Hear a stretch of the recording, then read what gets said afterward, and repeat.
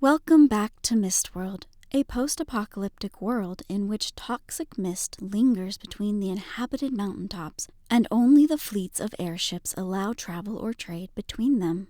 Nothing can survive below the mist line. Or so everyone believes. Join our heroes Astra Kunzel, Henry Goodbarrel, Mr. Whitber, and newcomer Melody Whisperwing once more as their adventure continues in Mistworld, The Tale of Dust. Hello, and welcome back to Mistworld. We are in Season 2, Tales of Dust. Now, we're going to introduce our characters slowly one by one. We're going to start with a new player, Kate O'Sullivan. If you could quickly describe your character as they're in the middle of a party and board a flying airship as you've just taken down a dragon. Where are you and what are you doing? She is wandering around just trying to catch all the little bits of story that people are telling about their own versions of events. She's quite tall, quite sparkly, one might say. Mhm. I feel like more description will come when we run into other characters a little later on, might be more Fair fun. enough. So I Yeah. might hold off on giving everyone. But So, she's, got her eyes a bit everywhere, a bit eyes on mhm. stalks. Yeah. So sparkly, listening, imbibing as you go as well. Oh yeah. Oh yeah. Mm. It's a And party. Can't be sitting around being boring. fair enough.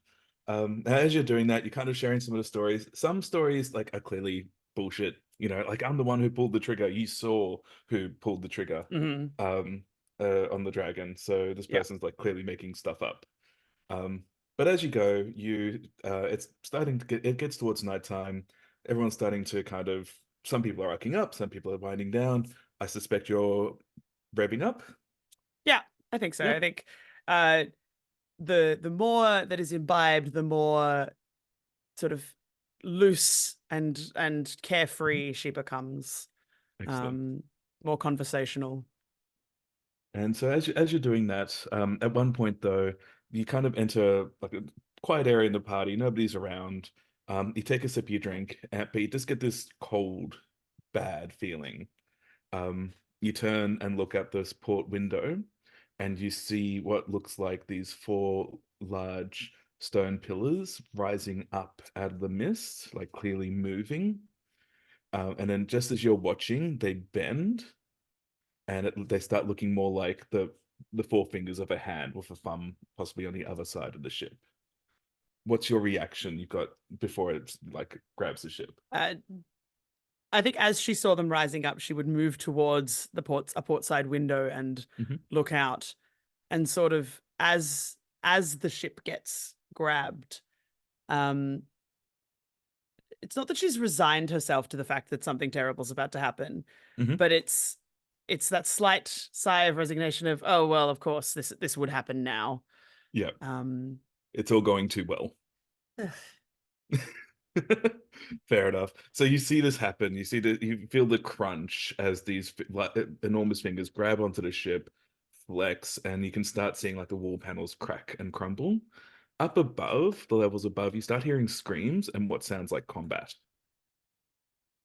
uh, she would move towards an exit point if Yeah. possible, Hmm. um, with relative haste, Yeah. not wanting to miss out. Probably slightly stumbly, if Hmm. things are moving differently to how the ship would have been moving before. Yeah. So kind of getting as far away from the walls as you can. As you do that, you turn and look, and what you see is like this what looks like humanoids climbing up these fingers, presumably then dropping down onto the deck above you. You start hearing like thuds of feet Mhm. landing on the deck. So you start moving. There's a couple of hiding spaces if that's where you're wanting to look towards, like down in storage areas, or you can Yeah, try I and go to think your room. I think heading towards her room, but ducking in and out of little spots to hide as she's trying to Mm, avoid anyone um, coming through, because she has to survive to tell whatever this story might be. yeah. So you do that. You start seeing like people kind of rapidly putting on armor, grabbing some weapons, running through. You walk past a room where a sad little halfling is sitting there with one arm stump, just quietly kind of frantically looking around, no idea what to do, and then you walk past them. Uh, you reach your room. You can lock this door. You've got keys to this room. You can try and hide in there. Yeah, that door's being locked. All right. And any notebooks, things of that nature, she's grabbing all of her stuff as much as Yeah. possible to put it on her person. Cool. So you're grabbing all the stuff as you go. The ship gives a lurch and then free fall. Um, you're kind of used to free fall slightly, given that you've got some abilities there, and you Yes. kind of feel yourself being pushed up against the ceiling. Um, as you do that, you start coughing, and you can start feeling the poisonous mist starting to kind of enter the room, Hmm. seep through the whole area, in through the window that you've got as well. Um, the room starts filling up with this kind of red glow, and as you start losing consciousness, your kind of vision goes from red to the blue, and then finally to black. Hmm. Um, and you have a dream, a very quick dream. But you start having this dream where you are singing a song, Hmm. um, like almost like a childhood lullaby. Do you have a title for that or an idea of what that could be? No, not. Mhm. I feel like it's one of those songs that gets passed down that probably has about 8 different names depending on who you heard it Mhm. from. Yeah. So it's passed familiarly, but not necessarily by being named. Mm. So you've got this song in your head, this like familiar title, bit of comfort coming to you, but then every now and then it feels like a note's being missed or skipped. So even though nothing sinister about it, just the fact that these handful of notes aren't being played anymore makes it go from this kind of comfort to this eerie awkwardness. And then you hear a voice say, um, "It's not your fault. You were betrayed." And then that's it. You wake up. You don't know how long has passed. You're in your room, everything's tumbled and shattered. You're unhurt, relatively, but you have like almost like a feel of sunburn around the edges of your face. Hmm. What do you want to do? Um, she's gonna pick herself up and dust herself off, flicking her wings to allow that to flick off of herself. Yeah. Um, Sort of almost like a cat shaking off after getting wet, Mm. to get all of the dust off of herself, and picks up as many of her things as she can find, tucks them into her bag on her person, Hmm. and starts for, if not the door, then the most obvious way to get outside Yeah. of this space. So if that's a hole in the wall, that's a hole in the wall. Yeah. At this point, you can go through the door fairly normally.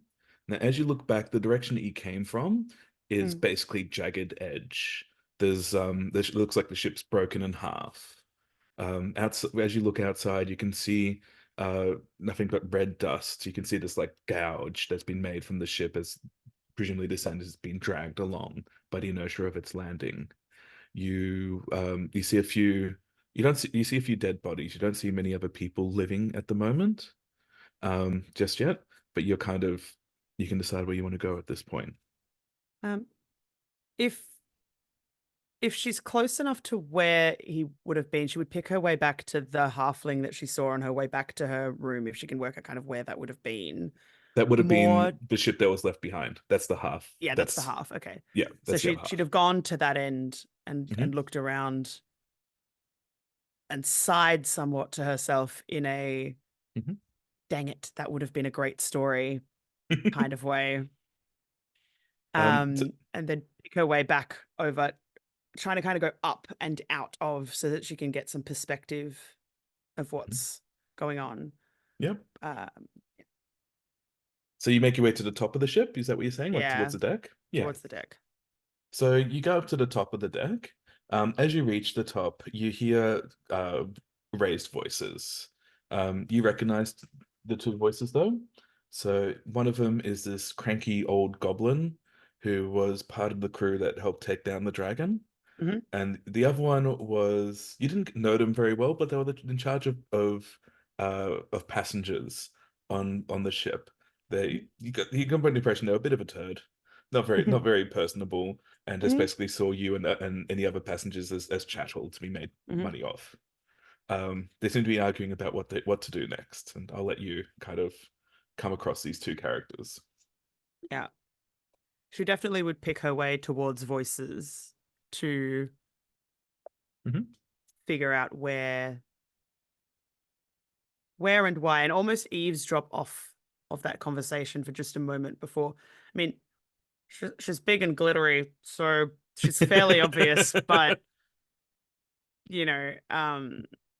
big and obvious with wings. It's Yeah, probably hard to miss her, but also she'd be not exactly barging into that conversation straight away. fair enough. So initially, because of the nature of the mist, you can't see very far in front of you. That initially did the silhouettes of these one human, one goblin character arguing. Mr. Whitford, I'll let you kind of describe yourself and what point of view you'd be taking about what to do next. Well, Mr. Whipper is very much he's got this red sort of overcoat at the moment. It's a poncho type thing, almost like a rain jacket at this point that he's pulled out of some emergency locker, some kind. And he's got a full rigging harness on and things like that. Had when the ship was dragged down, he was quickly jumped up onto the sort of onto the rigging to try and assist with detaching the ship from these hands so it could get free. Yeah. So the hands are gone. So they've latched on. They've dragged you down. They might have thrown you. It looks like the other ships out of view, possibly dragged away. So you guys are free. It's just more about, do you guys want to look for survivors in the other half of the ship? Do you want to regroup here? Where do you want to go? We're free floating through the mist, or we're No, you're on the ground. On the ground, yeah, I thought so. So the Hope and Grace has basically been torn in two. Yeah. So Mr. Whitmer's really just looking at damage assessment and trying to work out what's salvageable with the ship here, if there's any chance to get us off the ground. And I'm telling you, Mr. Whitber, that we need to collect the gold from the remaining passengers. It's the greatest commodity we have in this unknown resources. So I say, how's about you quit trying to fix things and help me collect what revenue we can from the remaining passengers? We'll pull it all into collection, and I'll manage the money until we can figure out how to spend it. And here we have the voice of the rather excellent Alistair McFoundry.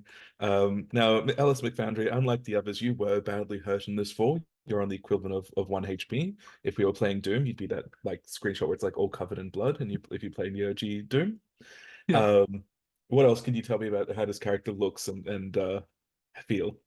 I think he's managing to prop himself up on one side. He's made a makeshift crutch or something similar to hold himself up, but he's still getting all up in Mr. Whitber's face, just, trying to argue every nickel and dime he can.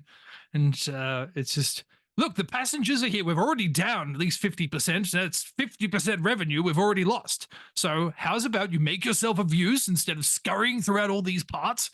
And look, there's one coming towards us. Go say hello and collect her revenue. How did we lose the revenue? Didn't you get them paid in advance? Oh, absolutely. And that has been safely stored away. And I'm just saying we should collect whatever remnants they have. You go and talk to the people that are on their feet, and I'll go rummage through the bodies of which they won't need it anymore. Okay? It'll be difficult for me to bend down, so I clearly have the harder job in this accent.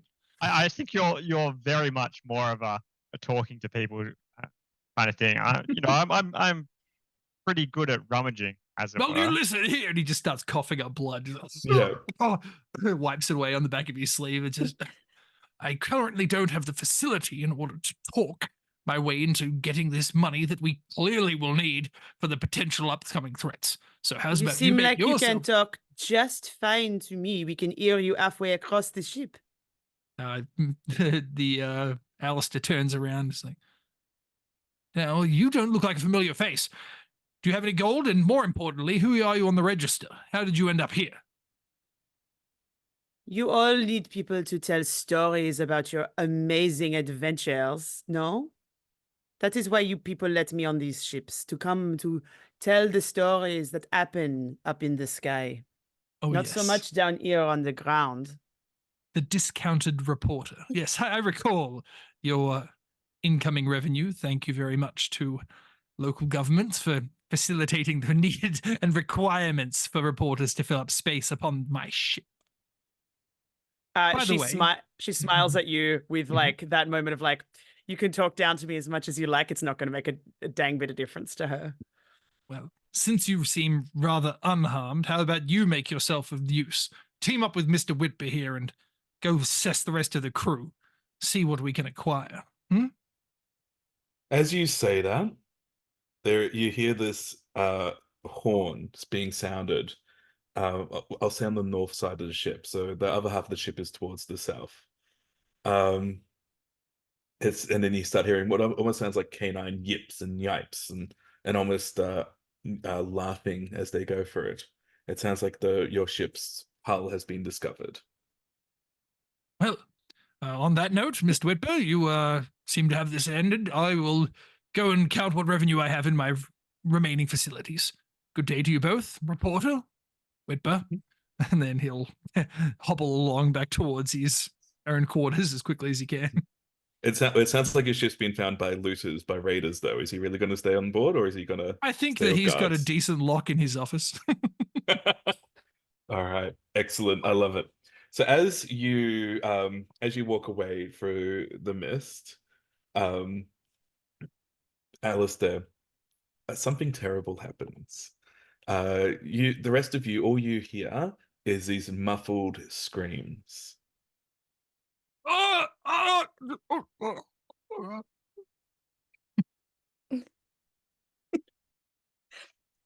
Sorry, I tripped.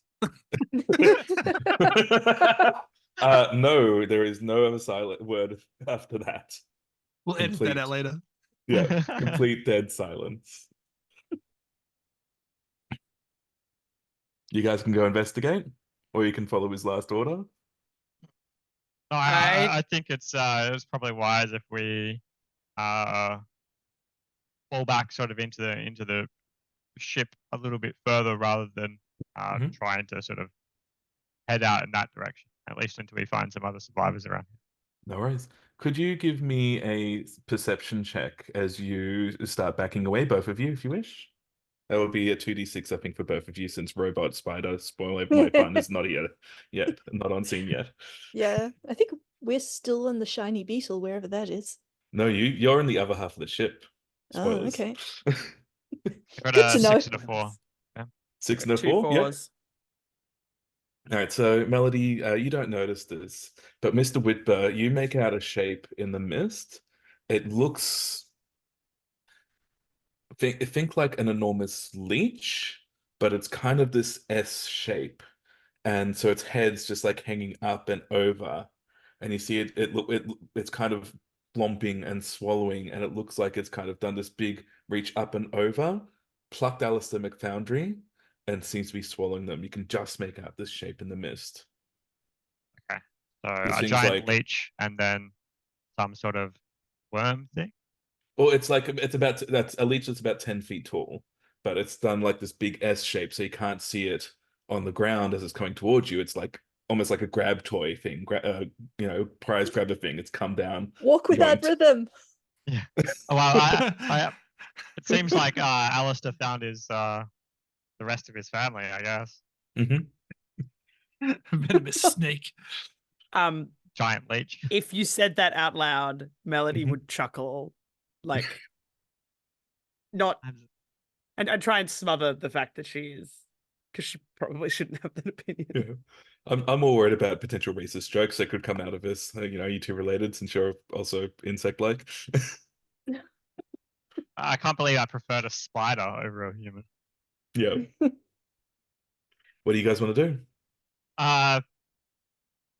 Fall back into the rest of the structure, I guess, as quickly as we can. Yeah.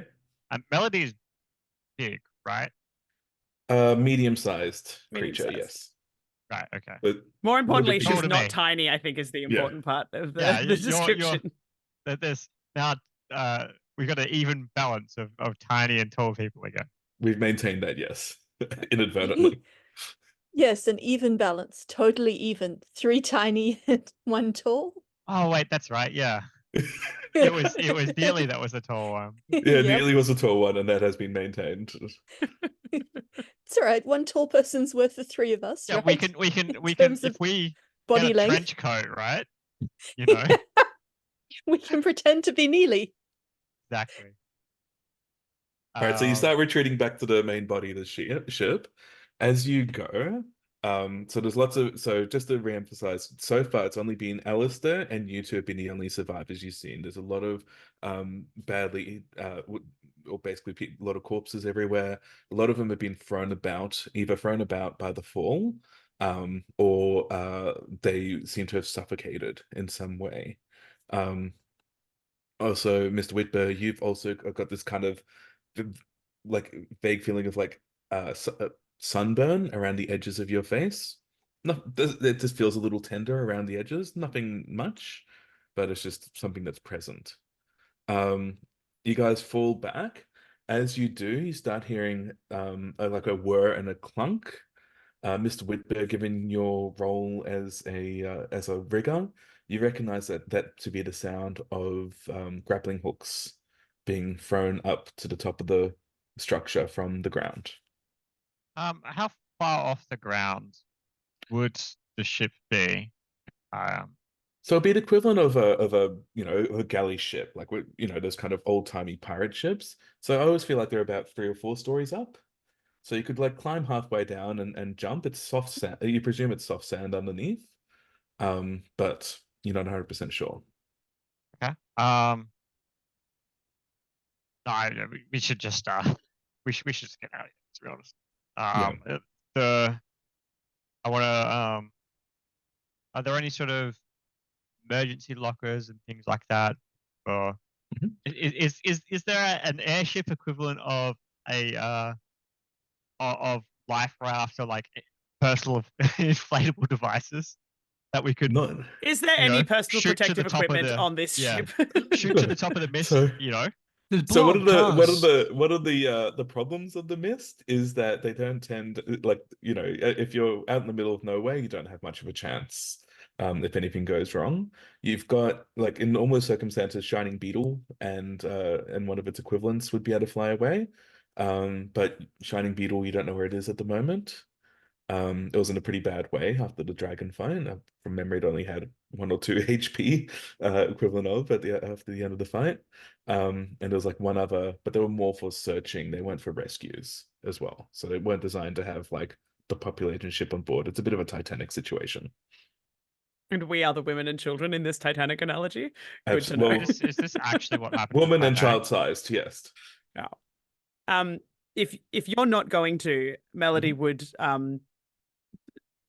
flit her way down onto what presumably is sand. You can no, you can Mr. like Whitmer is parachute staying him with the down to ship. the ground if you want to, given that he's smaller than you. I That's think it. we should, even if people are coming up here, we have a better chance at sort of like, seeing your wings get agitated and you want to try and take off. It's just like, unless you can get to the top of the mist, I don't think you can. I don't think it's worth. No, they're saying they can take you down to the ground, like Right, but I away don't think from the it's ship. worth leaving the ship, because Mhm. if someone's going to come up here, Mhm. someone jumps said- up here, they've got to come here one at a time, through the wreckage. No, I said multiple grapple hooks. Yeah, but still, coming through the wreckage, we can head down one of the corridors. Do remember, Mr. Whitbert, you thought no one could live in the mist.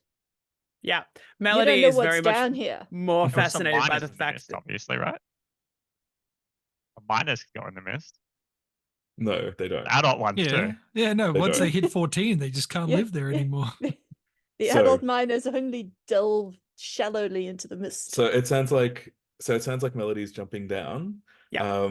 Mr. Whitber, you kind of like you stand on the deck for a few minutes, for like a few seconds, just to kind of get a lay of the land. You've heard multiple grapple hooks. You hear more of those kind of canine like wicks and riff kind of almost talking, but not like anything that you recognize. One of them gives a hyena like scowl, and then you see like 4 pairs of glowing eyes coming towards you. Okay, well, there's nowhere to hide sort of on the vessel or take them to like a. You can, but you don't know what else is on the ship. Well, my preference would just stay to the ship. I'm very familiar with the ship, and even if it's destroyed, I sort of I'm confident I'd be able to scurry my way around. Right. In half a ship. In half So- a Half ship, a ship. and then at least I'll be able to get to a point where maybe I'd find the other half. All right. Well, Melody's heading towards the other half. Oh yeah. She is hopped down more with a view of if she's hearing lines, she's not very, I wouldn't say she's not defensive, but she's not a hugely prepped for battle type. Yeah. And frankly, this is a story. This is more interesting. If I'm going to survive anything, I may as well survive to tell the tale of more than just getting slaughtered on a ship after falling through the mist. All right. So we'll leave Whitbur behind to try and hide his way in the main ship. Melody, you start moving along this like drag trench towards the other half of the ship. Mhm. As you go, it's very soft sand. And every now and then you see what look like plants, but made out of stone. If you kind of take a moment to have a feel of it, it's almost sharp enough to cut. Like it's almost like petrified plant life, but nothing familiar to you. Eventually you reach the other half of the ship, and straight away you see I'm gonna say you see Henry Goodbarrel kind of slowly climbing his way down. He's like kind of dropped the rope and making his way down. This is the one-armed halfling that you saw earlier, who's close to kind of the exit of that ship. Henry Goodbarrow, what does she see as she comes across you, making your way down? I think at this point, Henry has tried to grab a couple of his items. He's got a little backpack over his shoulder and a sword strapped to it, and he's just trying to rappel down the side of it with one arm. And so I think he's struggling and slipping, just like what? Oh, what? And would you like? She's gonna call up. Would you like some help? Maybe I'm a little stuck, but yeah, no, that would be good. Thank you. Can you reach me from there if I let go? It's just gonna fly up behind you and grab you. Yeah. You can fly. Okay, cool. That's I mean, the wow. wings are not just for show; they are. Yeah. I mean, they're very pretty. I like them. I mean, if you could put me down though, I'm not great with heights of late. I've had a bit of a rough one. Flying, as it were. She's going to slowly descend because she acknowledges it's not fair to suddenly just make him drop after what's just happened. You'd slowly descend, and he's still holding onto the rope for a minute as you like just shaking in his hand, and then sorry, and he lets go of the rope, and you actually descend. Thank you. Sorry. As you slowly descend, you see, or especially Henry Goodbarrel, sees the unconscious form of Astrakhan next to the spider bot. As you kind of watch, they kind of groan and move a little bit, clearly still alive, possibly hurt, but still alive. Yeah, so I think Henry might have seen them from the top, and that's why he was rappelling down this way to that location. Sure. Oh, thank you. And so he kind of turns around. Thank you so much, and he kind of nods towards Melody, and then runs over to Astrakhan, and Astrakhan, darling, are you okay? And he kind of puts a hand, assuming they're close enough. Shakes them both awake, the robot and Astrakhan. Only one of them responds. Oh, thank God, darling, you're okay. Let's try and make 5 more minutes. Darling, the spider bot completely ignores you and is still just kind of tip-tapping its feet. It's not tip-tapping at all. It's not tip-tapping at all? I tried. I really did. Astrakhan, darling's not moving. Astrakhan. What? No, darling? Darling? So can you I'm give gonna me check on my spider. give me a 3d6 roll to kind of do a quick diagnosis repair situation. All right. It's a 4. All right. So it's got something to do. So these kind of golem bots, uh, they are this fusion of magic and technology, and there seems to be something going wrong with the magic side of things. So a lot of the kind of the personality and I guess the programming for want of a more magical sounding word than that is usually held within these series of crystals within it. Mhm.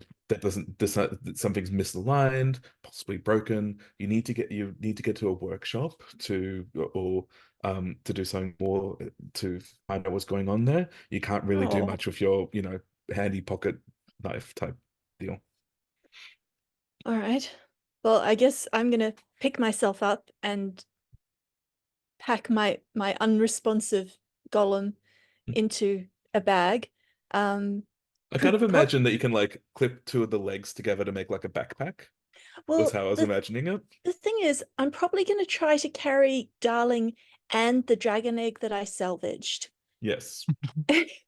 which means I'm gonna need a backpack, Yeah, yeah. some sort, because I'm not gonna leave the dragon egg behind. I mean, I could probably use that to upgrade Darling quite dramatically if I can't hatch it by itself. Astrakhan, this is I'm sorry, I never got your name. As he gestures back to the Oh, ladybug feature. hi. You're very tall. Yes. Sorry. Melody, I was on the ship to tell the stories of the great battle. No? Oh, do not- that's Okay, that's yes, people, you great. don't notice the giant. I understand, it's I mean, fine. I'm not important. I just tell all the stories. It's not about to be me. fair, I wasn't on the ship. I'm pretty sure I was on the other ship. I'm not quite sure how I got. Where are we? Henry, what is going on? Why is Down. We are the down. hope and grace broken? We are yeah. down. We are There on was the something ground. there was something reaching up through the mist and it grabbed it and then yeah. We're on We are on the ground. How are we not dead? Yeah, The mist is up there. The mist is all I around us don't and know it's the answer to the toxic. question. Oh. Yeah, to be fair, I didn't actually expect you to know the answer to the question, but Henry's been awake and You he asked, knows that I I just asked thought I this. would. Okay. Yeah, it's true. It's I true. mean, there are quite a few What dead. happened to your arm? It kind of got bitten off. Did I not fix that? I'm sure I was going to build you a prosthetic. No, it's been a solid, few hours since it happened. It still hurts quite a lot. Feels like longer. Yeah, it feels like we've, spent months away, but not really. So it's fine. I mean, it's been a bit rough day. But no, it's cool. So sorry, I didn't get, it was catch your name. Melody. Henry Goodfellow, and he sticks out his hand to shake yours. It's a weird left-handed shake. Yeah, I was gonna say, is it a weird left-handed shake? And she's gonna reach out. It is a very insectoid hand. This is not a handy hand.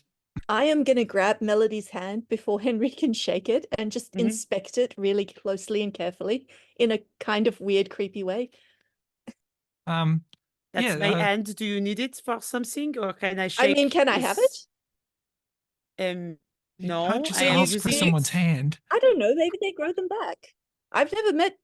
Do you? Oh, I do not of- grow. I do not grow these back, but occasionally these, and you just like see her wing, like her like shells. It's her wings are kind of functionally like a shell on her back that opens up like like a ladybirds? ladybug. She's not a ladybug, just for clarity. She's a glitter bug, so those are sparkly as well. Like You these grow I those can back? yes, about once a year I grow new ones, but the patterns are always the same. It's just like how you say shedding skin or something. Like if you get sunburn or whatever on your skin. Yeah, Yeah. I do feel like I have sunburn. Do you get sunburn? It does not show up the way that it does for you because it is not the right. Like she's quite she's almost black, Yeah. like onyx black, like a ladybug. in color, so you can't see it on her if she was. You cannot see what it would be because it is not. That's not how it works for Would it me. be weird to make things out of your shed wings? Oh, people do it all the time. That's what Oh, the shield. That's excellent. the shields are very expensive. Apparently, growing these sparkly things, people like them. I don't know. Oh, They're just old wings to me. wow. Maybe if it takes us long enough and you shed wings, I can make Henry's prosthetic arm out of your shed wings. You'd like that, wouldn't you, Henry? Henry Shiny, kind of looks sparkling. towards his stump. Yeah, that might be nice. Well, I mean, I'm glad you're okay, Neely. But sorry, I'm thinking about Neely. I need to find her. Have you seen her? I haven't seen her. Okay, I think she was in the other half of the ship, so I'm gonna head that way. Melody, pleasure. Do you want to Do come, you want Mr. Cat? some help? I mean, if I might need to get back up again, and if you're able to carry me, I'm not going to say no. We'd love to have some help, Melody. I think splitting up while we're down here would probably not be wise. We obviously need Henry's heroism to protect us from the mist while we do a scan of the ship for like other survivors. There was another guy. She like turns and points in the direction that she's come. Actually, there was another two guys, but one of them, he was not very nice, and it seems like the mist bit back. But they were still on that ship, but there were lots of wheezy sounds of like ropes and grappling hooks, and I was like, I'm not staying there. That would. I mean, that might mean other people are still alive. It might be more of us. That's great because I mean, walking through, there was quite a few not alive people in there. Shall we? Let's go. We'll go see who's alive, and so Henry will start making his way towards the other half of the ship. I'll keep letting Henry go at the front and excellent be our hero. So sans super sensory spider bot, could you each give me a 2d6 perception roll as you make your way back? As classic Henry, a 1 and a 3. Consistency is your best trait. A return to form. 5. 5, yeah. 1 and a 5. A 6 and a 3. Excellent. And could I get a marching order? Who's in what rank? Henry's in the front. Yep. So trying to wipe tears out of his eyes. I'd like to say that I'm behind Henry, but I'm probably at the back because I keep getting distracted by these petrified plants and things and stopping to take samples of sharp rocks and sand and all kinds of interesting alchemical things that I've found. So works for me. I'm in the middle. You're in the middle. So Melody, you at one point kind of realize that as you're walking towards the ship, there's a group of humanoids with crates, like a very large group, almost like an army, like to the edge of the gouge that's been torn by the two ships being torn apart. They're not doing their best to keep silent, which is why Astrakhan hears them as they go, and they've seem to have like wagons with some survivors in it. You kind of hear people crying and stuff. This is too big a force for you guys to try and take out, but you guys can hide in the mists well enough that you can't that you're not going to be seen unless you do something silly. Because we would never do that. Looking at you, the other two ongoing players. You don't need to do anything. You don't need to roll. I perhaps would let you know. It seems like there is a small, how you say, army coming as well. Perhaps, given your current state without your arm, it might be better to not be putting ourselves in harm's way. Did you say fault. The pun is there because French accents do the thing. That's really mean. It seems super mean to make that. I said arm, not arm. That seems very ableist of it's you. Not different. It's different. I said arm, not arm. It just sounds like you're trying to be mean. I mean, we just met. I thought if you don't want to help, you didn't have to Come along. It's fine. So Henry will It's okay, Henry. She's just trying to lift your spirits because because I can't. because you can't because you only have one arm now. Yeah, But we'll fix that's that. painfully apparent. I can make you an analgesic. Maybe that'll help, and mix it with some squilk. All right, we apparently are going to go back into the ship in search of some squilk for Henry. We'll find Neely first, and then we'll go and do it. We'll just be sneaky. So sneaky. So are you guys heading towards the kitchen of the I guess galley? On the ship? I would That's like to head towards the front half of the ship, even, and just try and avoid this, collection of arms that are coming towards us. Yeah. So you guys are able to avoid the arms and make your way to the other side of the ship. Because you two are very familiar with the ship, you're able to make your way to the galley, and you reach the squilk storage area, and fling it open, and out tumbles Mr. Whipper. That's. Did you save any for me? Just looking at this black mustache. Hold up at least 3 bottles of smoke to tide us over. This was all that was left. This is all I could save. I'm going to drop it down to 1 because otherwise there wasn't room for you to successfully hide. And I want this nightmare to be over. Runs over and tries to put his good arm around you. It's like, I'm so glad you're okay, Mr. Whipper. Have you seen Neely? No, I haven't seen Neely since once we saw the hand come up. Neely dropped us off on the ship on the Open Grace. But was she on the ship? I was in the med bay, so I didn't see a lot that was happening. Last I saw her, she was still on the Beetle. Actually, Mr. Whitber, can you give me an education roll, a 3d6 roll? Yep. Okay, I got a 445. So a success, cool. So while you were, so you kind of, you ran and hid in a few spots, in the time frame that these others have gone back and forth between these two halves of the ship. At one point where you were hiding here, you thought you heard Neely in some kind of fight, but then like too far away from you to be able to hop out. Maybe it might have been a level above. You thought you heard her like screaming and yelling like that as though they were in a fight, and then cut off sharply, and then the sound of something of being dragged away. No, I haven't seen Neely. Last I saw her, she was on the Beetle. Oh, okay. Well, I mean, if you're okay, Mr. Whipper, this is Melody, Mr. Whipper. We met before. Oh, okay. So, hey, who is the other person that you were with? The big grumpy guy. It was Alistair. Oh, I liked him. He was always so accommodating. Yeah, that's probably the best word for it. I mean, he was the one who recommended me to go with you guys. Share a knowing glance with Ashika. And the fact that you liked him says really good things about you, Henry.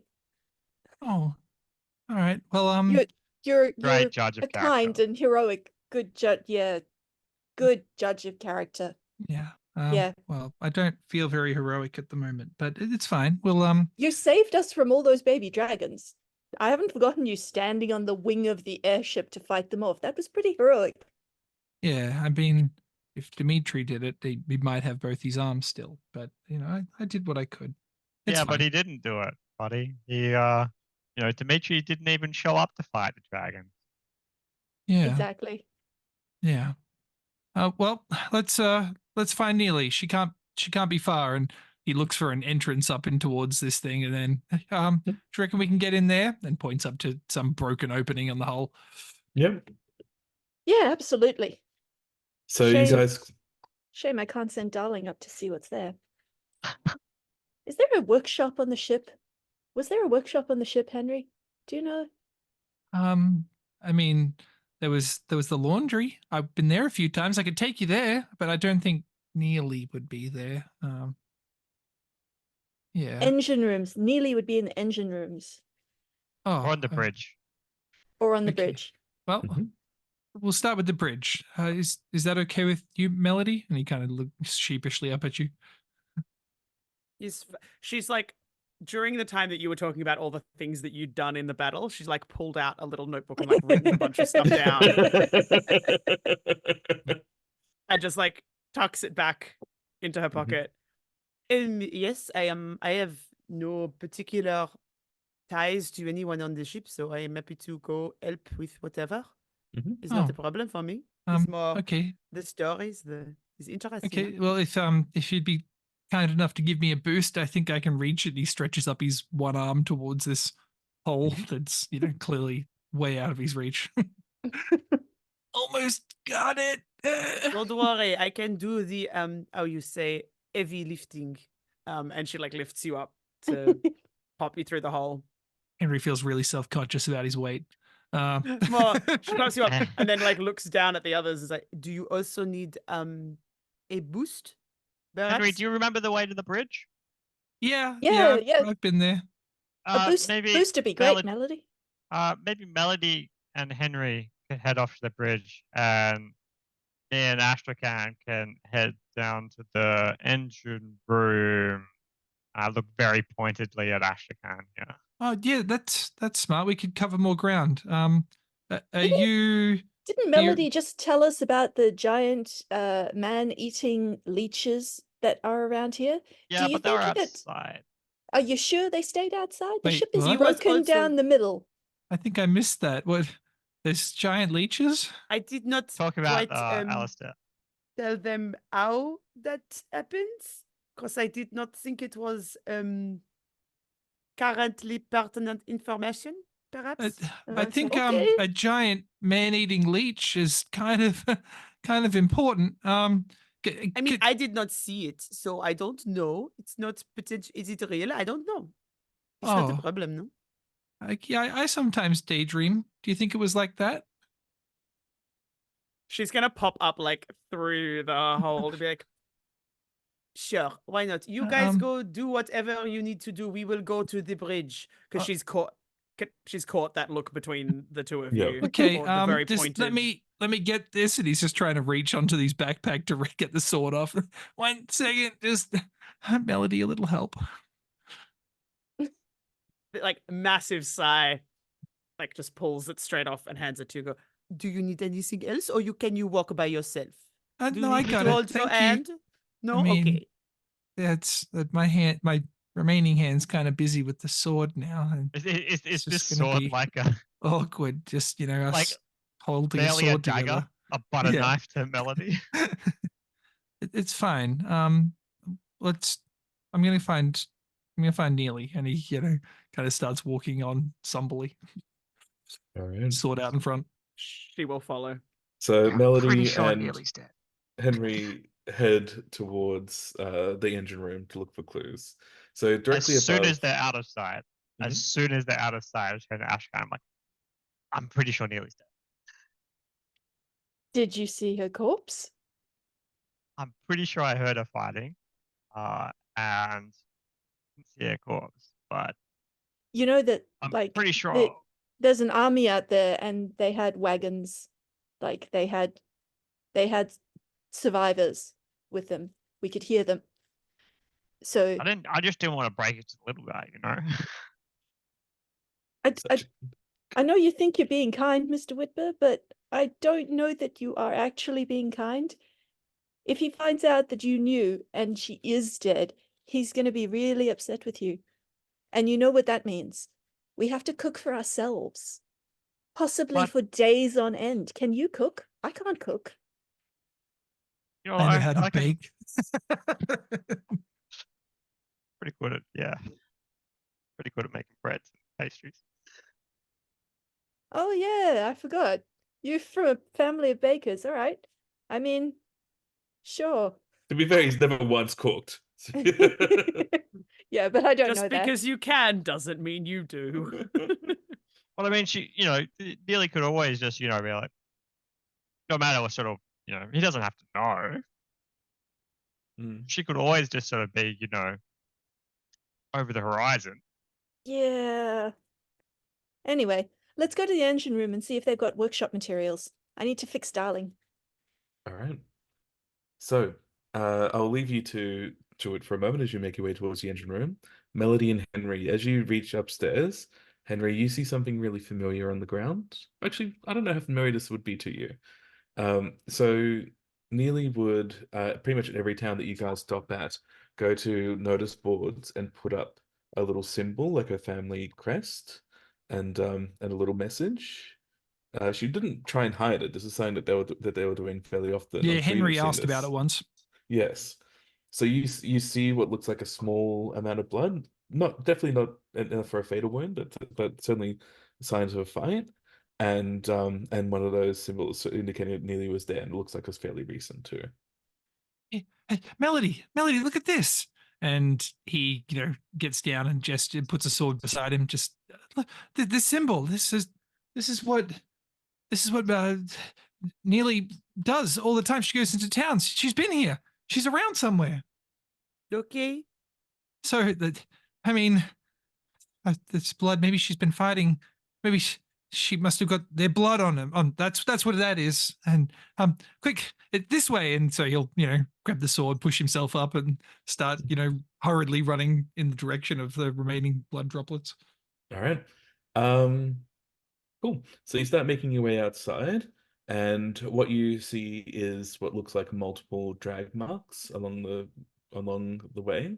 So it looks like what you can infer that it looks like multiple people were dragged in this direction. So it's possible that So there's like glitter, wigs, really big dresses. There's lots of drag marks. yeah, well, just like small smears of blood, couple of things left behind.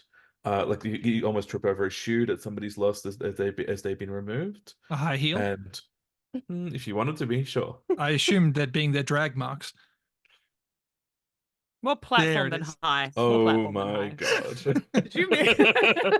How? I had to sell it How did twice, I but get we there? got there.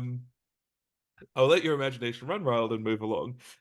Which it You also is. see signs of fighting along the ways. So you see these kind of like claw marks on the ground of whoever was that was dragging them out, and eventually they reach a point where they're outside on the ground level. Like you're following as you move down levels, and you reach a point where it looks like they were kind of gathered there for a little while, and then you see these wagon marks matching the ones that you guys kind of made out for the mist as you made your way here earlier. Oh, okay. This is less of a good sign.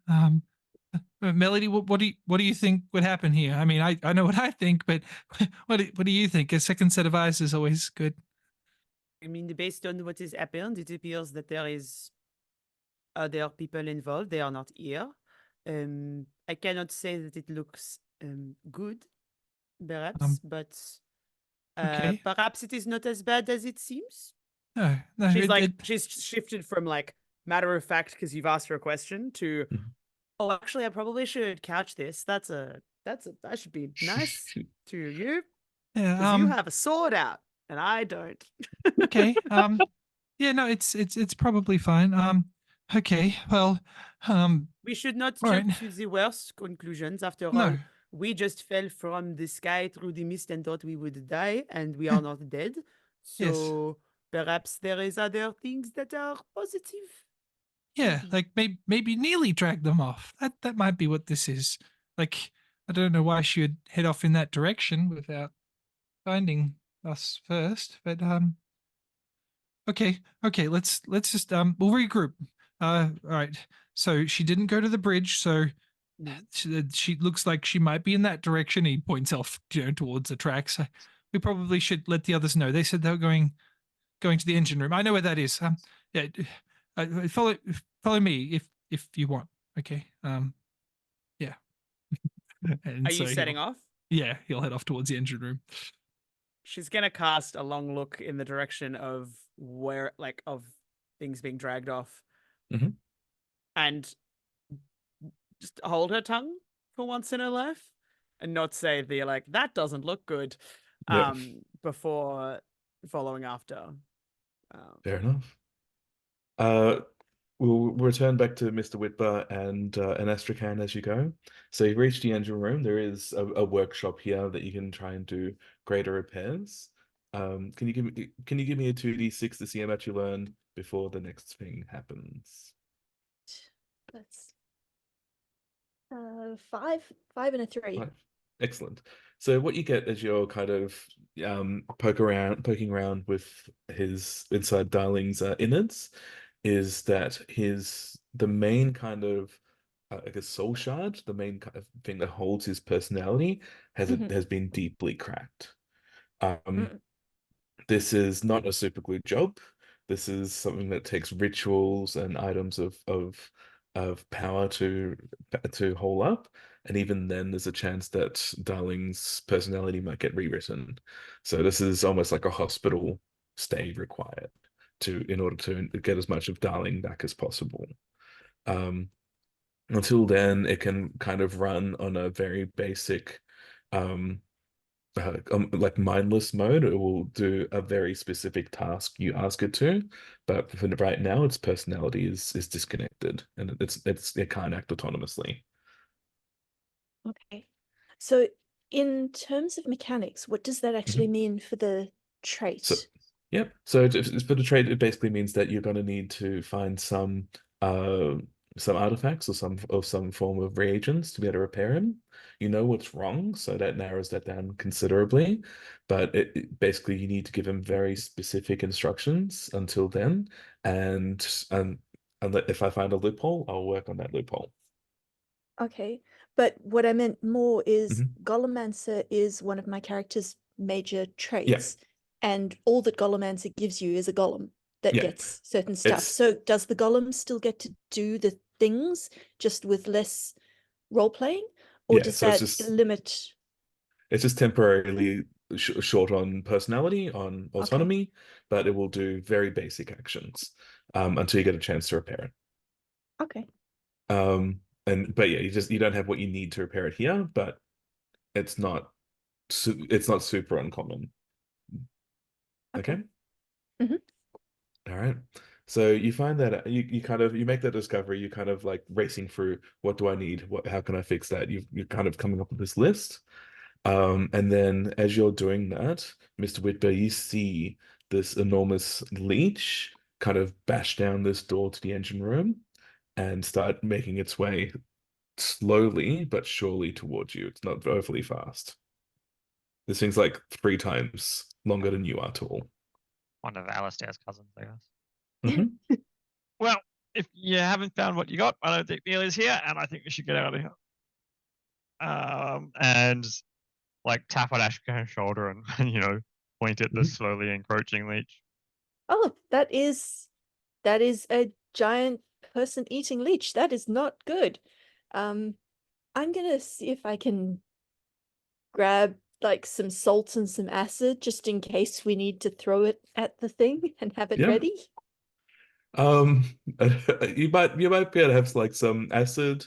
I don't know if you'd have salt in a metal workshop.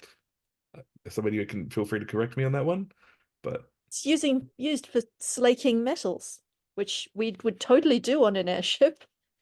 Yeah, 100%. I've seen them do this in the workshop. Having not been help repair the engines. Having not been on a magical airship with blacksmithing tools, I'm going to assume that you're correct and say yes. You grab like a small sack of salt and a flask of acid, and just in case, you understand. Just in case. I wasn't expecting that request, but I'm prepared to be on board with it now. Yep. So it's blocked off one of your exits. You make it, but you can head one fairly easily. Absolutely. If we have an exit available, I think we take it. All right. So you guys managed to find an exit quite easily. You make your way towards the front of the ship. Along the way, you run into Henry and his new companion, Melody. Hear that? We're companions. So the imaginary voice of God. And did you hear that? You're friends now. Dang it. The real treasure was the friends we found along the way. It's just like the secret voice in Henry's head the whole time. Is that just all that Dan is? Is it really? Is it just going to turn out Henry's actually Deadpool? Is the real question. It depends. Will his arm grow back? No. Spider Gwen then. Oh no, she's Gwenpool's also a pool. All right, never mind. Yeah, I think as Henry sees you walking up and he sees this little robot spider coming towards you, following closely behind Astrakhan, he'll, run over and be like, "Darling!" and, goes to give it a hug and it just doesn't nothing. respond. Yeah. What's wrong? It shakes it, shakes the robot a little. It's just, what's wrong with her? Gently, Henry. Her crystal's damaged. Oh, we you and need me to both. And he kind of pats her twice. we need to repair her, but I need to get some stuff. Did you find Neely or any sign of Neely? Yeah. He looks back towards Melody. Well, Melody, it doesn't. We didn't find her, and she may have been taken, in that direction. He points back towards where we came, but it might not be as bad as we think, right, Melody? She like dead looks at the other two with a right. It might not be as bad as we think. You are very much getting the impression that she is saying this for placatory reasons and not for belief. So I love how quickly you've fallen into line behind us. Oh, he's an idiot. Yeah, I'm sure it's going to be fine, Henry. It reminds me of The Office, where there's that scene where Michael tells the HR person that they hire a mentally handicapped person, which is Kevin. And so he keeps like, "That was really good, Kevin." I think it's more that she's very aware that like him having a full breakdown is not going to be A, a good story, or B, conducive to anything else happening. So she is doing the like, but that happens like say anything right now. 2 times an episode anyway. Yeah, but Melody doesn't know that yet. All right. Well, since we've got Darling and ourselves, let's go see where those tracks lead. Yeah, there's a collection of high heels and wigs that we got to follow. That definitely sounds like the kind of people Neely would allow herself to be dragged off by. Oh, drag! That's funny. All right, let's go. Was it? I don't know why. Why is it funny? Oh, because there's a collection of items that you usually find for drag and wearing those things, and then you said dragged off. That's why it's funny. Do you wear special things to be dragged places, Henry? Like, that seems unusual, but I mean, sure. Is that a halfling thing? Is that a custom that you dress up to be dragged off? You went to an all-boys school, I've heard of like wedding customs in some places that involve fake kidnappings. Yeah, that maybe there's a wedding custom like that. I'm sure some halflings do it. Anyway, time to go. And as we walk back along the trail, Henry just picks up one of the shoes and puts it in his bag. As an just aside one, just to match his sock that he found. As an aside to Melody, it's like he embroiders cushions in spare time. She's going to like very much sort of take a much slower walk pace to put herself at the back, assuming that Henry is like pushing on in this a bit. Just like, we saw a symbol in the ground with blood, and then it led us to these marks that he is taking us to. So perhaps to be aware. No? I'll quickly sketch Neely's little symbol in the sand. Like this? Comme ça. Like that. Right. Hurry up, guys. Neely's not going to want to miss out on us. He trips over and then pulls himself back up again.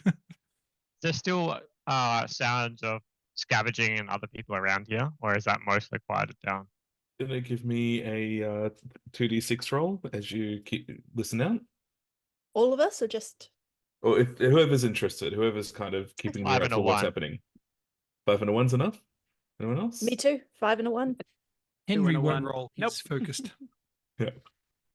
All right. So what you hear more and more is large insectile legs kind of crawling up and down the outside of the ship and potentially looking for a way to come in to scavenge the multiple bodies inside this part of the ship. Melody, you don't have any friends here with you that you traveled with? Okay. What are you Episode 1 of trying to having a say? bug creature. What are you trying to say, huh? I'm just checking to make sure that we do have to sort of skedaddle pretty quickly. Look, if you think about the stories, I would not hang around when there are sounds like this. In fact, I believe I showed you as much before, but you insisted on staying behind. We skedaddled pretty quickly from we met one of them in the engine room. I'm just concerned we're about to walk out into the middle of nowhere with exactly no supplies. It's okay, Mr. Whitber. I've got acid and salt. Melody gestures to herself, and she's quite clearly kitted out in like carrying a lot of stuff. She's got like a lute and like clearly all of the things that a bard could possibly need. Like she's carrying everything. She cleaned up out of her the wreckage of her like accommodation before she left. I mean, I have all of the things that I need. Do you not have the things you need? Did you just leave and walk away? You were having a big long conversation with what's his dead face? So I assume you have all of what you need, no? Well, I have what I need to get around, but I don't exactly have. We don't know where we're going or how far away we're going, and we've so far been sort of relying on just being on a ship, not I thought you were all have supplies to eat. adventurers and people who slay dragons, no? Is this not a thing that you do for I yourself? mean, No. technically, Mr. Whitber slew a dragon, but he did it using a ship-to-ship ballista. It was huge, and it wasn't. Yeah, I did it. Yeah, it was me. But And Henry slew a bunch of baby dragons, which was really self-defense because they were trying to eat our ship. I ate his arm instead because But Guys, you coming? Well, I was saying, I assume that this is a progressive discussion, not a static discussion. yeah, we're still following you, Henry. I still imagine it like you guys are just reaching the bottom of the ship, though, as you're kind of... Yeah. So, Look at it this way, though, Mr. Whitber. Like, we can either go into the wilderness, adventuring boldly, and see if we can find Neely, or we can stay with the ship and the giant leeches. Because there might be giant leeches out there, but we know there are giant leeches on the ship. as you say that, you see a shape kind of clamber around the side of the ship. It looks like an enormous scorpion, kind of attracted by the complete lack of stealth that you guys have exhibited thus far. Melody, is this one of your friends? If you could, on that note, if you could each roll initiative, as a reminder, that's 2d6. Pop it in the chat so I know who is going when. Highest or just total number? Total number will go. Well, I've just wasted this session's only double 6 on initiative. Well That's done. fantastic. Yeah. Well, Sometimes it's not a waste if it's necessary. I'm Use not the your one you want going salt. first. Use your salt. Yeah. That's going to be so useful against the scorpion. I like that you Mr. just- Whipper it's- and Melody have the same initials. In the chat. All right. So the good news is, Danielle, clearly you're going first. What is your response to an enormous scorpion? Do you fling salt at its face? I fling acid at its face. All right. Roll 2d6 for an improvised weapon. Can I have 3d6 because I'm an alchemist and I literally prepared for giant insects? Look, you know what? I'm going to grant you this, but you're going to be throwing the whole damn thing. All right. All right. I got a 5. Cool. You hit. I got So a 1, a 2, and a 5, but I got a So, 5. like a magical Molotov cocktail. You huck this little jar of acid that you found. It smashes across its carapace and starts eating in. It cries out in pain, but continues to menace you guys. It's definitely hurt, but not out. Melody. Oh, you Me? get two Wait. actions, Danielle. Don't forget. Did you want another action? I'm gonna retreat behind Melody and see if I can whip up something else that might hurt it that I can throw at it, because my only weapons are knives, and I don't think that's gonna do much good. Fair enough. Sorry, Melody. Go ahead. You got two Okay. actions. What I'm gonna do is, how do I do? It takes one action. That's fine. She's gonna pull around her lute and start playing a song that is like super sad. It's so sad. It's like one of those moments of being like, oh, she seems like such a happy-go-lucky person. Wow, that's a sad song. The In Rose the by ilk Bette of Midler. like, in the ilk of like, hallelujah, but like not that, because no. Copyright. Yeah. Yeah. Yeah, so the goal is a deep sadness such that they can be disadvantaged on whacking whatever they decide to do next. Fair enough. But That's I one don't of your know how to deal with actions. that. And then what are my options for other actions? Because Oh, hang on. When performed, the Song of Sorrow invokes deep sadness. Oh, so then it needs to make a save test. Let me just roll for it Yes. first. By the way, Ooh. my selection of the enemies is not us. anyone but us. Fair Yeah.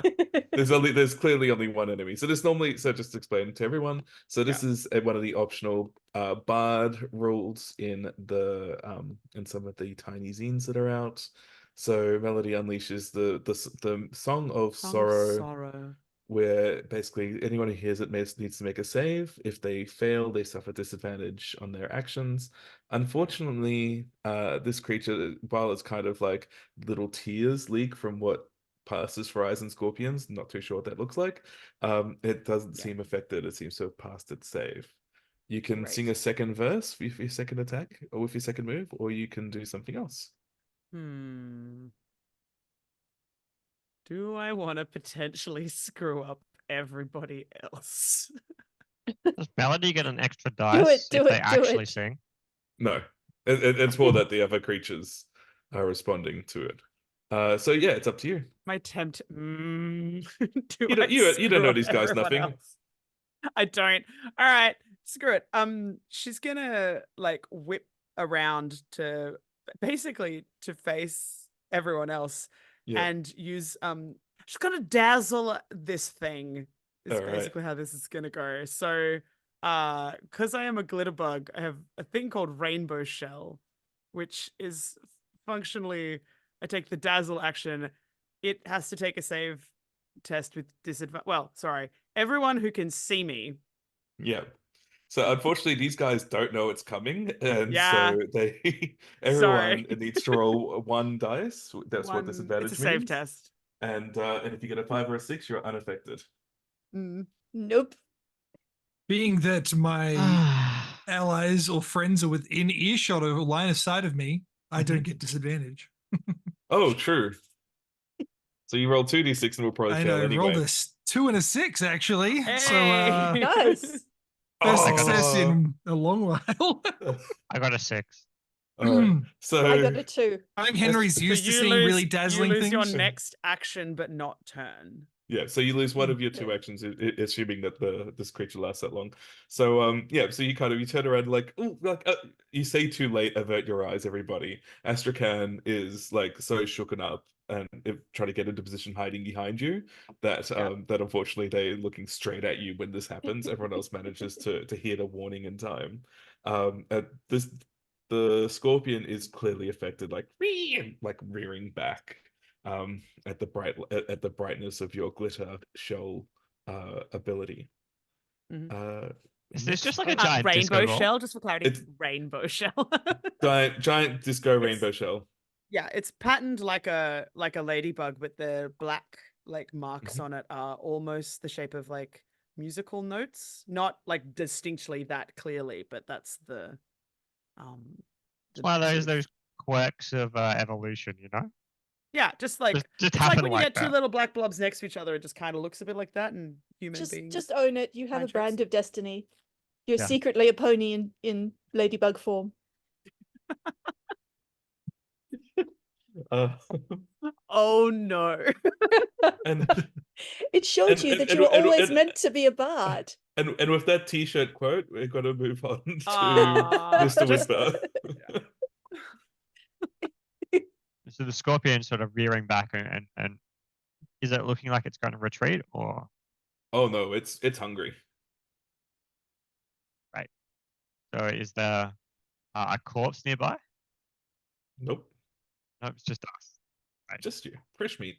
So is it blocking the only entrance out of here at the moment? No, so so you guys were like making your way down to the sand, to the ground underneath. And it's kind of crawl around the side of the ship as you guys were loudly arguing about what to do next. Again, I would say zero. that'll teach us. At no but point has somebody ever won't. said, "Hey, we should be like somewhat quiet. There's things all around that want to eat us." Henry hasn't once seen these Bard. things, and he's only heard sort of about it. So Henry's doing exactly what Henry thinks he's meant to do. Yeah, Bard and technically drunk. sure. Sorry, bard and canonically inebriated. Canonically. Wilk will do that. Yep. So what are you doing, Mr. Whitber? You got your Right. crossbow. Yeah, absolutely. I'm going to shoot at the scorpion to get its attention. Yeah. Then I'm gonna sort of like I want to run out onto the desert, I guess, and haunt it further Yep. somewhat. So you like moving at an angle away from the others and Yeah. trying to get it to come Yeah. towards you. All right, shoot your shot. I got 2 6s and a 4. Cool. So you managed to, with the 2 6s, I'll call that basically 2 damage, just to speed combat up a little bit. So you managed to get it into one of the like acid holes that's eaten for its carapace. You managed to hit its soft, juicy insides. It's still alive, but you've managed to hit it good. You then kind of retreat, screaming, "Come get me, you spiny, poisony beast!" and separate Fucking yourself from bug. the rest of the group. Wow. There The is a fuck lot did you of say? there it is. Yeah, I feel like you get a solid like look for that. Let's not forget, Kate's probably not aware of the racist history that Mr. Whitber's been undergoing against halflings for most of this campaign as well. Which means that Melody is now second guessing her judgment of which person on the bridge was being a jerk. Yes. Unfortunately, Melody, with Mr. Whitber running away and Astrakhan hiding behind you, and Henry Goodbarrel not kind of next to you, but hasn't acted yet, it's going to go for you. It has lost one of its actions though, but it is going to come charging at you with its claws. One moment while I roll to see if that hurts. Okay, go ahead. It does succeed, and yes, I Henry, would like you do have a to, chance to yeah, cut in interpose your front. tiny body. It's like, no, Melody, and he'll try to jump in and do his thing. So I'll say that it's a whole new day. So you have rested, you've gotten your HP back from the fight, Amazing. and you've recovered your die-hard ability. I'll live forever. Yep. So you are going to live forever. Or die trying. So you take the hit because you haven't had a chance to dodge yet, Right. but you do take 1 point of damage Oh, my face. from its tail. You know, the bit with the poison in it. That makes sense. Could you give me a 2d6 save roll to see if you are poisoned? Don't worry, I'm good at rolling things. A 1 and a 4, I failed. So at the end of your turns, until you get a chance to kind of stop it, because it's quite deadly poison, you will take 1 hit point of damage. Gross. All right. And the good news is it's now your turn. Great. To stop it is a what action? I'd just call it a 2d6 action to kind of like 2d6 action. Yep, Okay. just to kind of try and find a way to fix it. Awesome. Yeah, I'll do it next round. I'm going to use my first action to move in front of Melody and in turn Astrakhan, and then take the evade action. Cool. Yep. So you kind Holds of up his sword, face to face with this scorpion, watching its tail. He's like, oh god, and he's there using his left hand to try and hold his sword up. It's his thing. Yeah. Yeah, absolutely. So you kind of do your tank thing of standing in front, kind of get your nub ready, Yeah, it's kind of much scarier reflexively. without a shield. Mhm. And then you're gonna do an action, spend an action to. My first action was move in front, and Oh, yep. then second action evade. I'll combine those into one. I 'Cause you're love only it, moving and short then distance. I'll Yeah, attempt to swallow down my poison. cool. Yeah, give me a 2d6 roll to see if you're able to do anything about that before it affects you. 6 and a 3. How's that treat you? Cool. So yeah, as you're moving into place, you grab out like your a water bag and kind of rinse the wound. My water bag's empty according to my sheet, so You I think I put refilled my it. lips around the Oh. wound and just suck it out.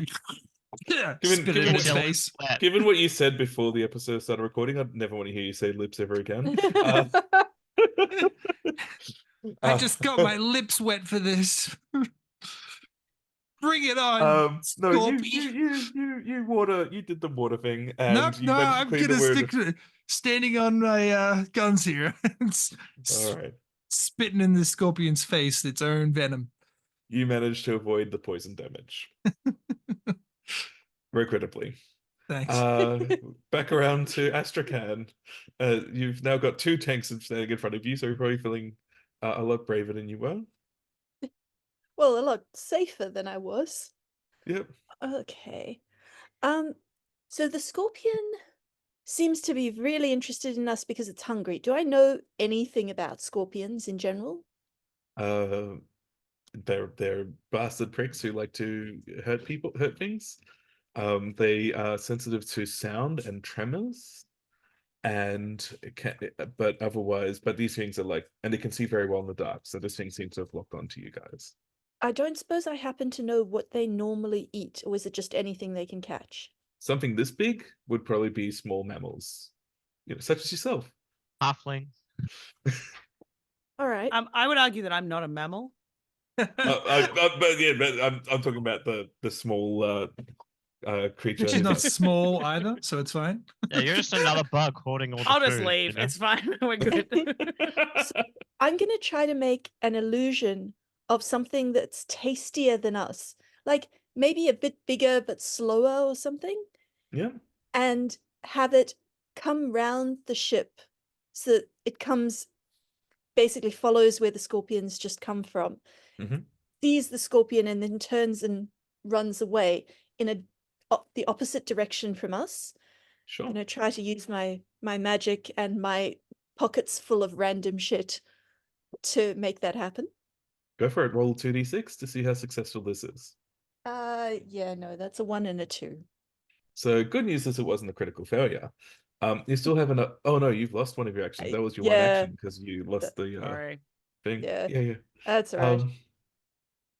It's fine. Melody, you're up. How big is this thing? So it's about the size of a car.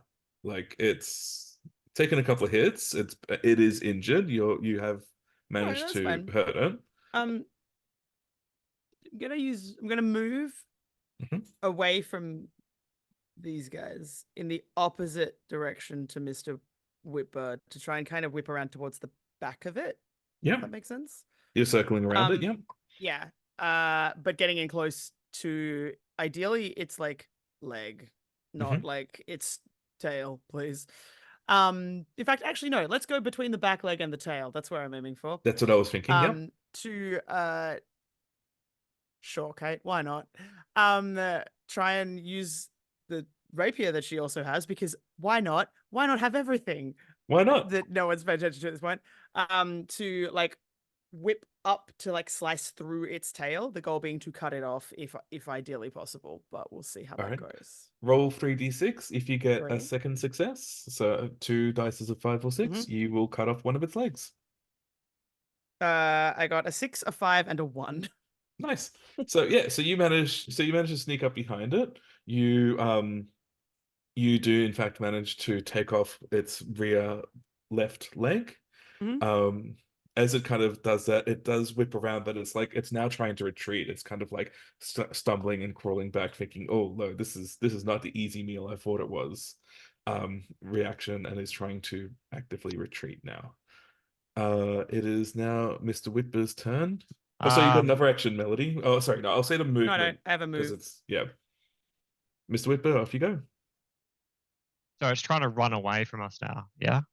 Well, it looks like it's on its last legs now and is trying to retreat. So you can try and finish it off. You I can try. want to shoot its legs out from underneath it, so it has no legs. All right, roll for your 3d6 for your first action. Yep. I got a 665. Damn. So you don't shoot off all its legs, but you manage to put enough arrows in it that it stops trying to move. It's down. Anyone want to see how scorpion tastes? Yeah, I mean, normally, but we're kind of in a little bit of a hurry, so maybe just we'll take a leg for the road. Make sure Maybe. it's dead first. So like put a bolt like point blank into its head. Yep. Oh, squelch. Right. Green blood squirts up as you do that. Okay. It looks dead. So maybe we shouldn't be around here, guys. Is that okay? Every day, federal scientists are looking for new ways to kill bugs. Well, I'm gonna cut off the end of the tail and see if I can scavenge some of its venom. Sure. Give me a 2d6 roll because you're not like a ranger type. So That's a 5 and a 1. cool. Yep. So you managed to take off enough of the tip that you're sure you've left the venom sacs intact. And Nice. I'm not gonna say what my Okay, friend wanted to say. Nope. Good. All right. Well, guys, I mean, minutes are passing. Is everyone okay? He looks around. No one's hurt. Just me. All right. Cool. Just you. Great. Just you, Henry. And Melody's just I like can press on. wiping off her rapier, sticking it back in her belt, and then just like pulls out a notebook and draws a picture of the giant scorpion. Makes some notes about what happened. Yeah. No, you start every now and then you hear like clicks and other sounds of creatures moving around the ship. Better get out of here before the scavengers show up. Yeah, that would be nice. Come on, guys. Let's go. Okay. Oh, the trail of wigs.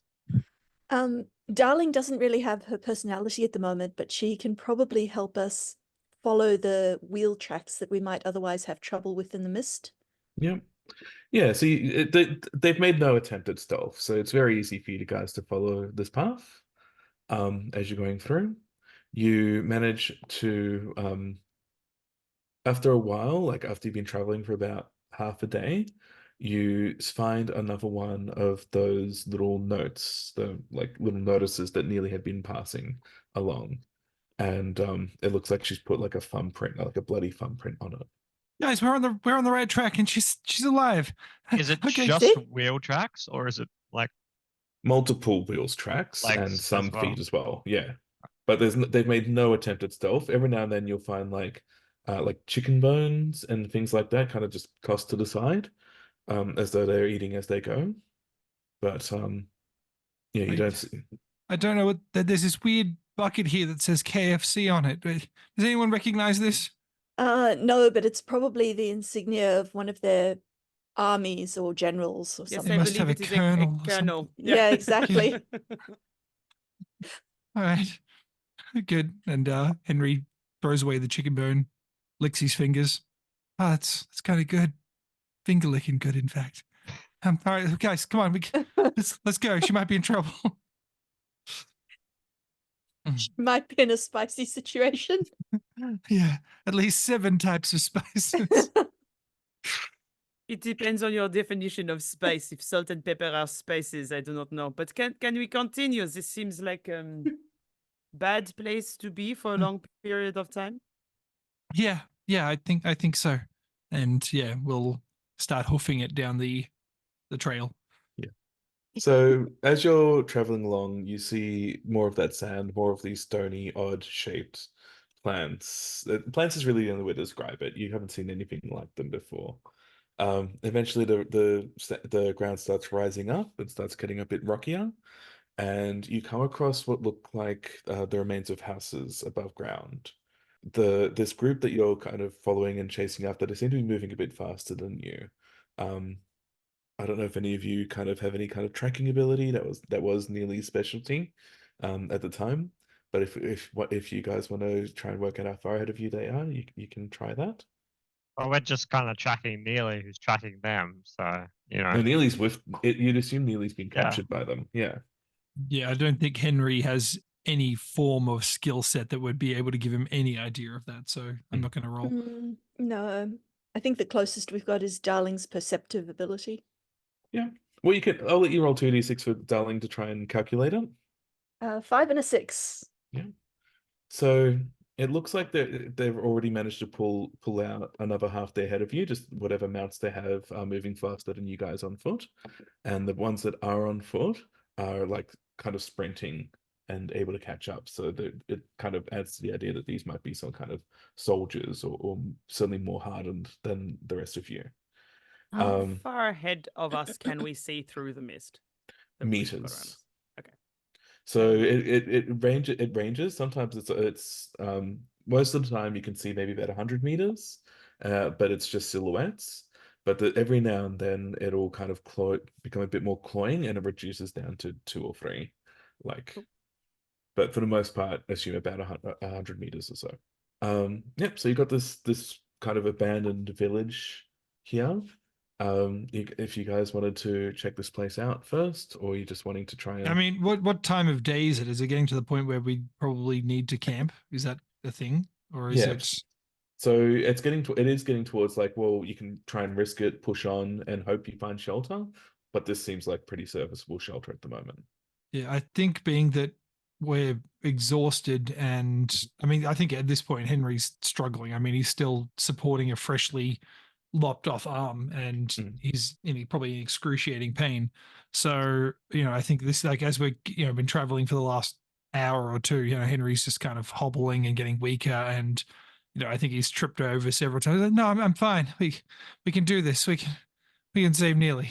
And so, he just kind of pushes himself back up off his sword and then continues on using it as a walking stick, occasionally dulling the end.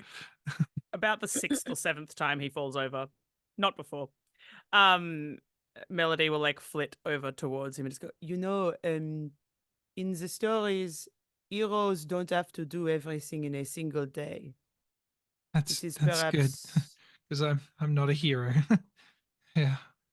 It's someone else, and like I think if you go to pick him up, like he's just got a fever that is, through the roof. Yeah, so clearly signs of infection. I think perhaps it is a good idea to take cover in these houses, assuming they are abandoned, of course. It is hard to know in this mist.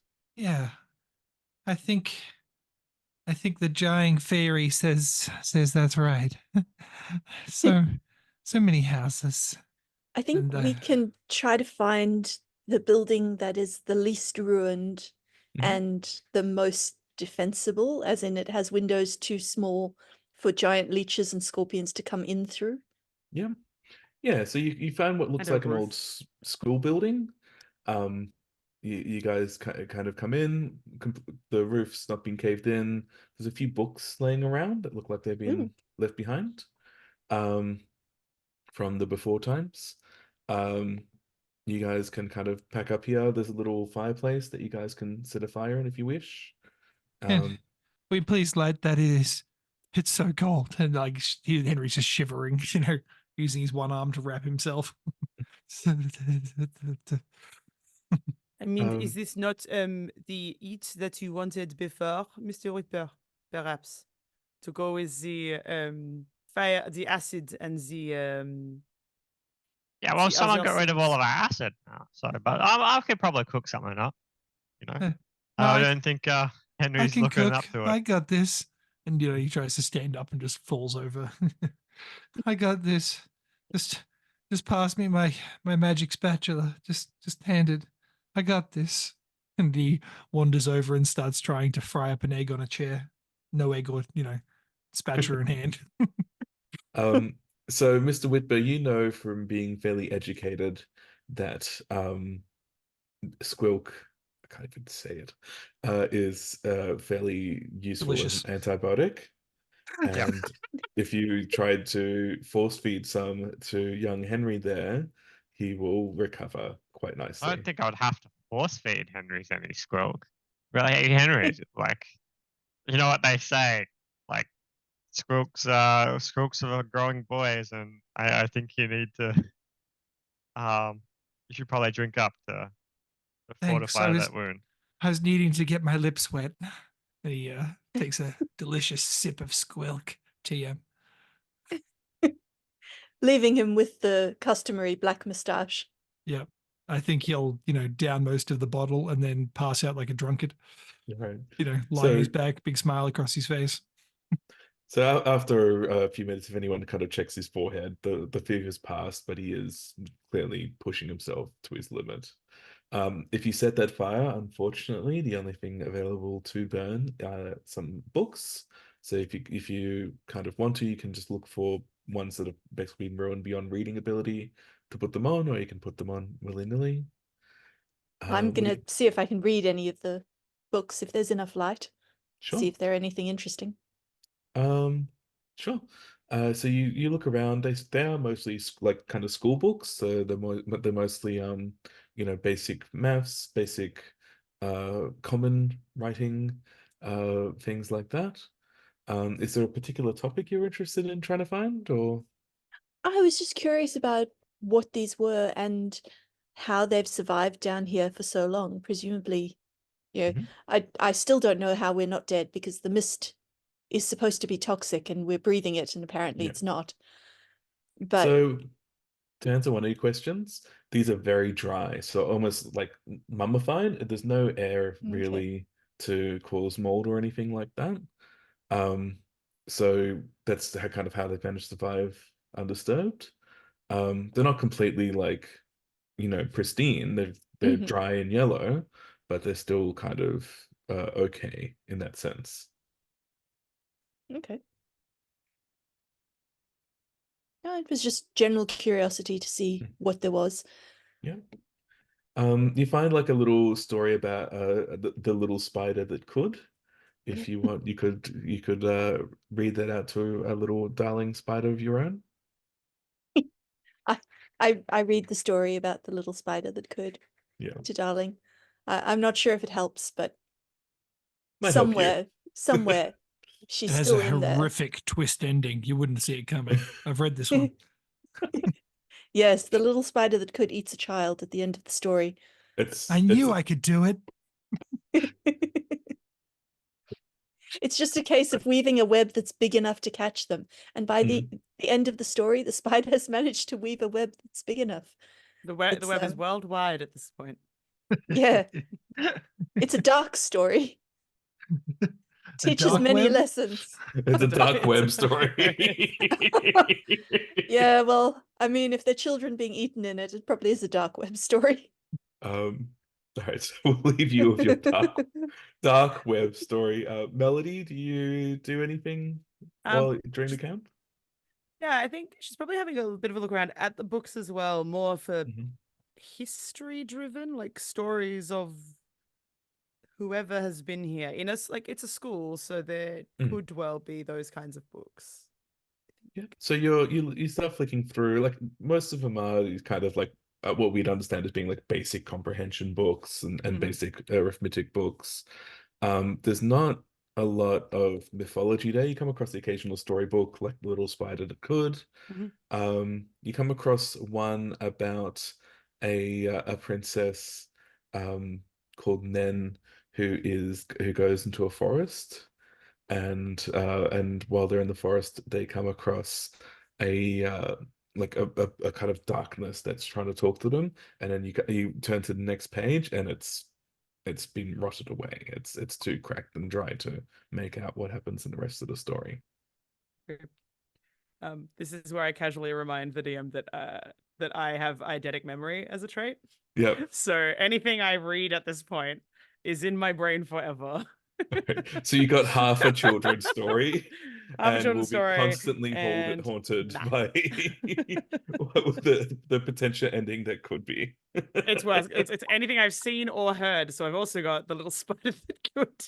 Yeah, you're hearing that in the background as well, and that's just on Because you needed to recording. have that forever.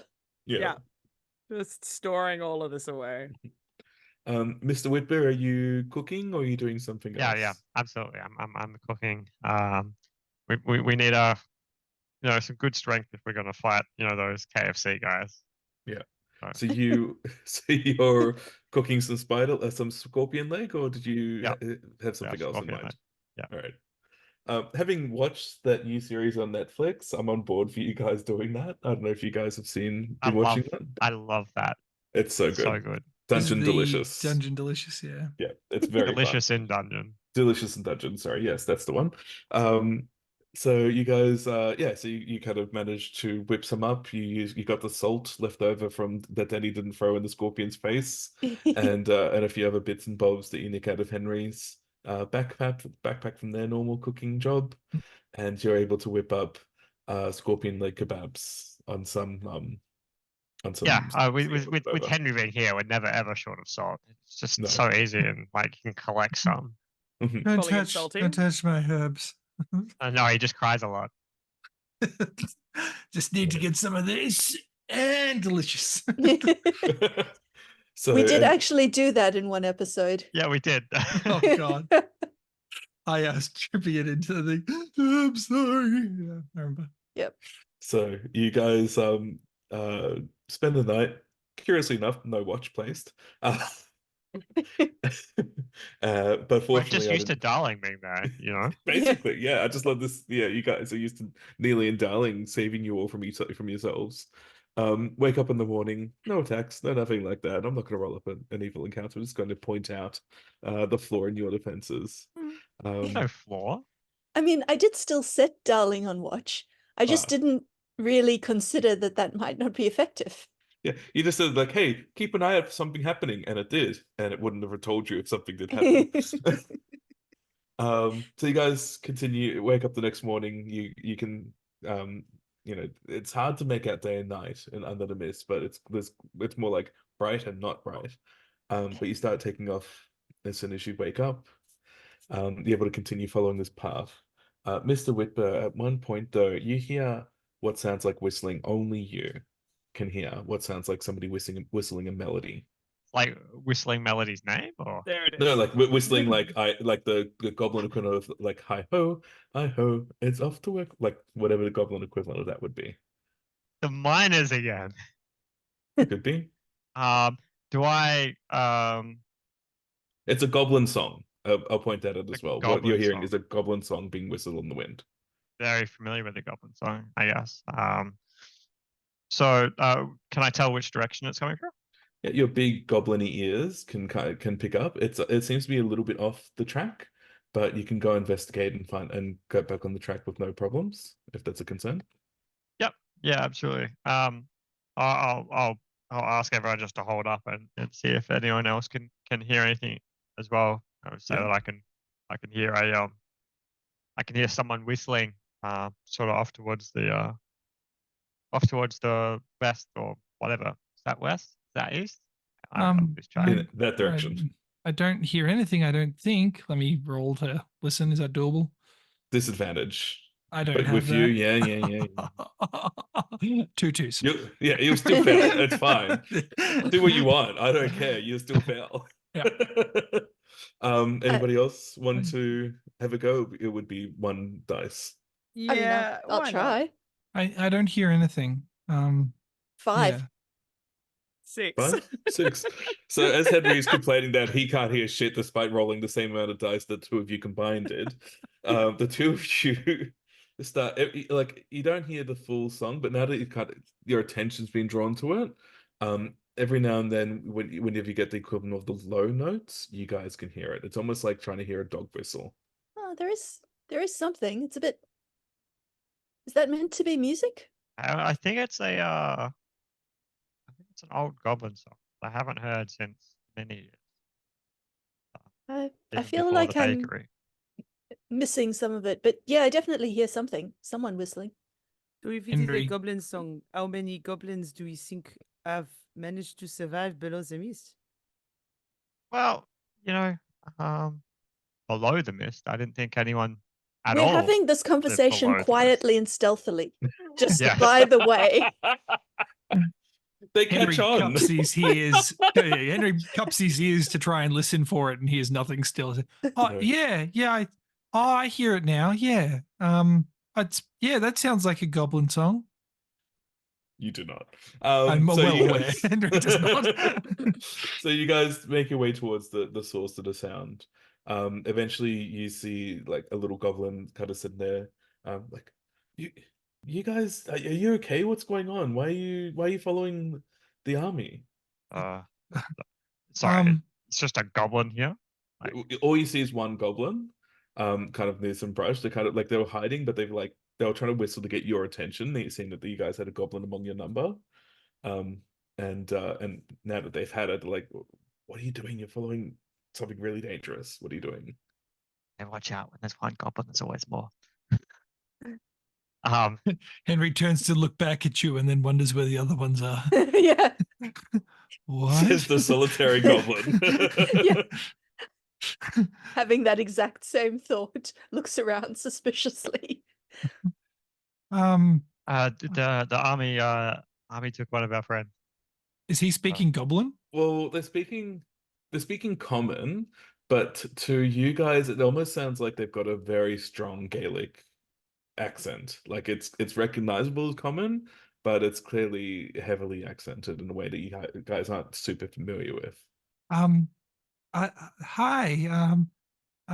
I'm Henry, and he kind of tries to put the sword down on the ground beside him, then walks over. It's do you live here? Yeah, we all live underground like anybody sensible would. I came up to look for stuff to scavenge, and I saw your little group almost committing suicide. Why on earth would you be doing what you're doing? Henry kind of leans in a little bit. One of our friends went that way, and we're not sure what happened to them. They were Do you captured. know them? They were captured. We Well, think so. Yeah. So if they were captured, they'd really only be going to the temple. That's the only place that they'd be going. If you're trying to keep up with them, you're not going to do it on foot. I might have a shortcut you guys can use, but Um, How far they away kind is of it look now? they kind of look around and kind of stop and look around them. Look, it isn't safe. that's a goblin song. I hear it too. It isn't safe here. I mean, Okay. if you come with me, I can try and keep you safe. Henry, who would normally look towards Neely for her wisdom and advice on what to do in these situations, says, Mr. Whitbeer, what do you think? I don't know. I don't think we really have many other options here, but I'm inclined to trust them because they were whistling a song about baking bread, and that jives with me. Every goblin I've met has been trustworthy. Oh, okay. Well, if Better than you both halflings, at think least. so, and Melody, you're willing to come with us? I mean, I suppose it is not exactly going to stay here by myself. So Okay. Well, Plus, we're please, going to some kind of temple. I mean, that's got to be an interesting story, right? How The far temple away is hidden the under temple? the mists. I Yeah. think I'm going to need more places to write notes at this rate. There is lots of things to see. So as you guys kind of seem to be agreeing, they say, all right, come follow me. And they take you a short distance away. And what you realize, it's really hard to see until that you kind of get the right angle, but they've got this tunnel leading underground. So look, just come with me on here. I'll explain everything, and I'll be able to put you in the right spot, on the right path. And they walk through with lighting a torch as they go in. Henry, kind of sides up next to him and says, I'm Henry, by the way. What was your name? My name's Moist. Moist? Like the sensation moist? Yes. Like moist? To like tenderized cake moist? I don't know what cake is. You don't know what cake? Guys, Moist doesn't know what cake is. You're gonna have to help him out with that, Henry. And If we as you survive guys, this, I will make you a cake, Moist. A moist cake. and Moist as you cake for guys moist. enter the cave, we'll leave it there. How how tall is the cave? Just before You're squatting. go. You're like Yeah, doing a little okay. squat. Just yep, because that's the image we need as the episode ends. Now Undignified on 4 legs. undignified on 4 legs. Yes. So that's definitely the episode title. Okay. Undignified on 4 legs. Yep, there it is. As so we'll end all as we usually do with an epilogue of sights unseen. So as you guys start entering this cave, a short distance away, we do find Neely, locked up, beaten up in a wagon, along with several other survivors of the crash. She's been gagged to prevent her from using her magic.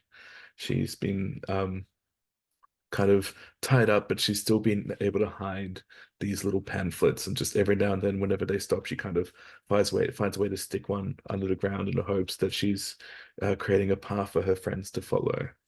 And as she's kind of looking up and looking around, she realizes that she's entering a much larger camp with other prisoners, and she sees a familiar face from before her time on the Hope and Grace. And we'll leave it there. Ooh. Ooh. The plot thickens. Yes. Like the cake batter. If your cake batter is thickening, it means you're adding more flour. Is flour like drama? The driest kind and flavorless. The best kind of drama. Oh, Dry and flavorless. Yeah. Yum.